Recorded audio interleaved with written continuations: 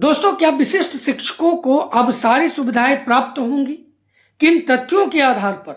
मैं इन बातों को आपके बीच में रख रहा हूं।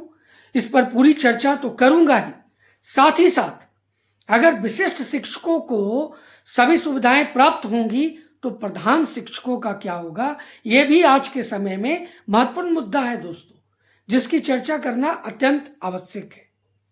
चैनल पर नए हैं या अभी तक चैनल को सब्सक्राइब आपने नहीं किया है तो चैनल को सब्सक्राइब कर लें। अधिक से अधिक शेयर करना बिल्कुल भी न भूलें। पूरा वीडियो देखें दोस्तों। एक एक पहलू जो मैं आपके बीच में रखूंगा वो इस बात को साबित करेगा कि कैसे ये सुविधाएं विशिष्ट शिक्षकों को प्राप्त हो सकती हैं और प्रधान शिक्षकों का क्या होगा इसमें। तो देखिए, ई शिक्षा कोष पर विशिष्ट शिक्षकों की सेवा में आने की तिथि को ही उनकी नियुक्ति तिथि माना गया है।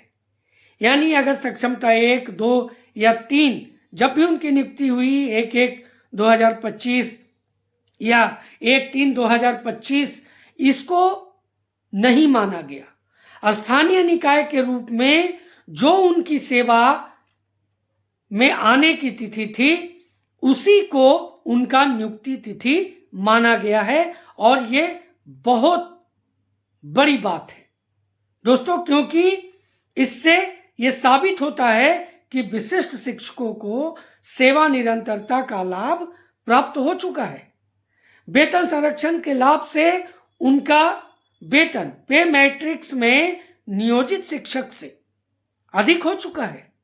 अगर आप कंपेयर करें एक नियोजित शिक्षक और एक विशिष्ट शिक्षक का, तो उनके बनिस्पत जो विशिष्ट शिक्षक बने हैं नियोजित शिक्षक के अनुरूप, जो भी हो 2003, 5, 6, 10, 14, उसके अनुरूप उनका वेतन यानी विशिष्ट शिक्षकों का वेतन अधिक है नियोजित शिक्षकों से।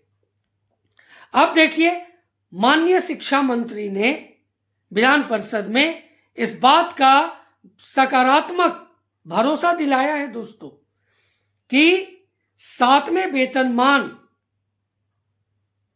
जो शिक्षकों को, चाहे विशिष्ट शिक्षक हो, विद्यालय अध्यापक हो, प्रधान शिक्षक हो, प्रधान अध्यापक हो, जिन्हें यह प्राप्त नहीं हुआ है, उस पर वित्त विभाग से मंतव्य वो लेंगे और अगर वहां पर सकारात्मक चीजें हुई तो शिक्षकों को 7th पे का लाभ मिल सकता है।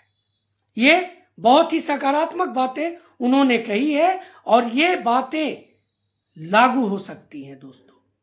अब आगे देखिए, प्रमोशन के लिए तो पत्र कब का निकल चुका है।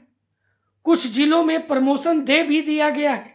कुछ जिलों में मेरी बात हुई है विशिष्ट शिक्षकों से, जिसमें उन्होंने कहा है कि उन्हें प्रमोशन प्राप्त हो चुका है और कुछ जिलों में ये अग्रेतर कार्रवाई हो रही है दोस्तों, और सकारात्मक रिजल्ट आने की पूरी उम्मीद है कि सभी शिक्षकों को कालबद्ध प्रोन्नति तो मिलेगा ही। अगर जो जैसे कि 1 to 5 वाले 6 to 8 में जाएंगे और 9, 10th वाले 11, 12th में जाएंगे, तो वहां पर सीटों के आधार पर, उनके सीनियरिटी के आधार पर जो जगह बचा होगा तो उनका वहां पर प्रमोशन जैसे 9, 10th वाले का 11, 12th में, 1 to 5 वाले का 6 to 8 में भी होगा और बाकी तो बड़े विशिष्ट शिक्षक भी बनने जा रहे हैं। सरकारी कर्मी की भांति सारी सुविधाएं अब इन शिक्षकों से दूर नहीं है। अब यह बात पूरी तरह से कहा जा सकता है कि विशिष्ट शिक्षकों को अब वो सभी सुविधाएं प्राप्त होने जा रही है। कुछ देर लग सकता है। अब बात करता हूं प्रधान शिक्षकों की, क्योंकि आज के समय में अगर किसी के साथ न्याय पूरा नहीं हुआ है तो वो प्रधान शिक्षक है। तो दोस्तों, अभी तक नियुक्ति तिथि में प्रधान शिक्षकों का बदलाव नहीं हुआ है। और क्यों नहीं हुआ है? क्योंकि वेतन संरक्षण का लाभ उन्हें प्राप्त हुआ है, लेकिन वेतन संरक्षण उन्हें मिला नहीं है। इसमें सभी जिलों में यह प्रक्रिया अभी शुरू नहीं हुई है।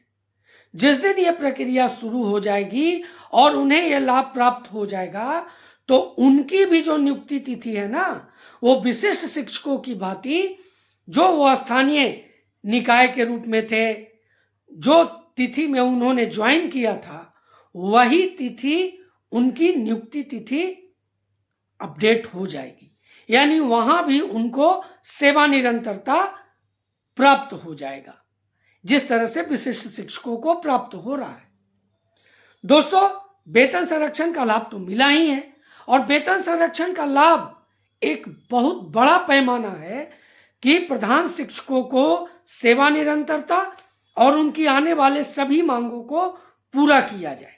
इसके लिए जरूरी है ये वेतन संरक्षण का लाभ जो सरकार ने दे दिया है दोस्तों। हाँ, उन्हें अभी तक प्राप्त नहीं है, हुआ है, नहीं मिल रहा है। उसके बाद दोस्तों, किसी भी जिले में इसका इम्प्लीमेंटेशन अभी नहीं हुआ है, ये मैं कह सकता हूं।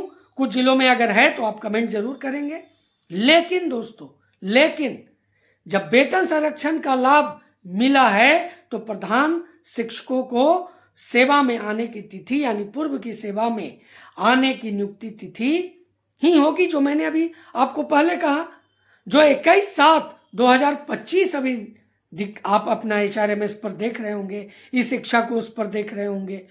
तो ई शिक्षा कोष पर अभी यही है, लेकिन इसमें सुधार हो जाएगा।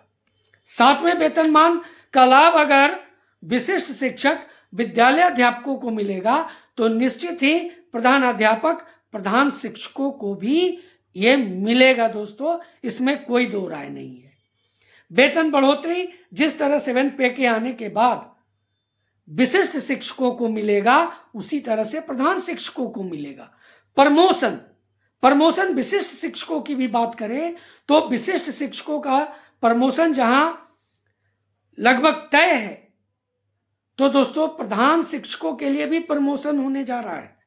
अब यह प्रमोशन ऐसा नहीं होगा कि प्रधान शिक्षक प्रधानाध्यापक बनेंगे, लेकिन जिस तरह से कालबद्ध प्रोन्नति के आधार पर दोस्तों विशिष्ट शिक्षकों को वेतन में 1 इंक्रीमेंट 2 इंक्रीमेंट का लाभ होगा, उसी तरह से प्रधान शिक्षकों का भी 1 से 2 इंक्रीमेंट का लाभ होगा। और इसका सबसे बड़ा पैमाना वेतन संरक्षण है। अब देखिए कि एक बार वेतन संरक्षण का लाभ मिलना शुरू हो गया तो ये सभी चीजें प्राप्त हो जाएंगी। और जिस तरह से विशिष्ट शिक्षकों का अनुपातिक लाभ मिल रहा है, प्रधान शिक्षकों को भी इसका अनुपातिक लाभ मिलेगा। हाँ, एक बड़ी बात यह है, इसमें रोड़ा अटकाना नहीं चाहिए।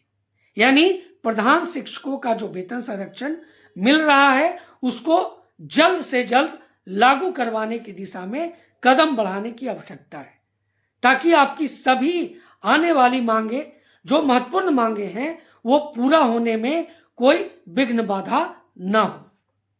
आप मेरी बातों से कितने सहमत हैं जरूर कमेंट करेंगे। चैनल पर नए हैं या चैनल को अभी तक आपने सब्सक्राइब नहीं किया है तो चैनल को सब्सक्राइब कर लेंगे और अधिक से अधिक शेयर जरूर कर देंगे, लाइक का बटन जरूर प्रेस करेंगे। तो दोस्तों मिलते हैं अगले वीडियो में, तब तक के लिए जय हिंद।